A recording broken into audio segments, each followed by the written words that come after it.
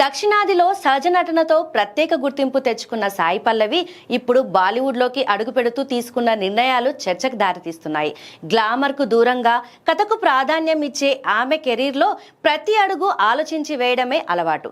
కానీ ప్రస్తుతం ఒకేసారి 2 విభిన్న సినిమాల్లో కనిపించడం ఫ్యాన్స్లో ఆసక్తితో పాటు కొంత టెన్షన్ కూడా పెంచింది. సుమారు 4,000 కోట్ల భారీ బడ్జెట్తో రూపొందుతున్న రామాయణంలో సీత పాత్రలో నటించడం ఆమెకు పాన్ వరల్డ్ గుర్తింపు తీసుకురావచ్చు.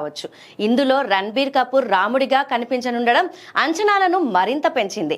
మరోవైపు జునైద్ ఖాన్ సరసన నటించిన ఏక్ దిన్ సినిమా మే 1, 2026న విడుదలకు సిద్ధమైనా ఇప్పటి వరకు పెద్దగా ప్రచారం లేకపోవడం సందేహాలకు రేకెత్తిస్తోంది. ఫిదా నుంచి అమరన్, తండేల్ వరకు హిట్లతో ముందుకు వచ్చిన సాయి పల్లవి ఈసారి ఆమె ఎంపిక సరైనదా అనే ప్రశ్న సోషల్ మీడియాలో వినిపిస్తోంది.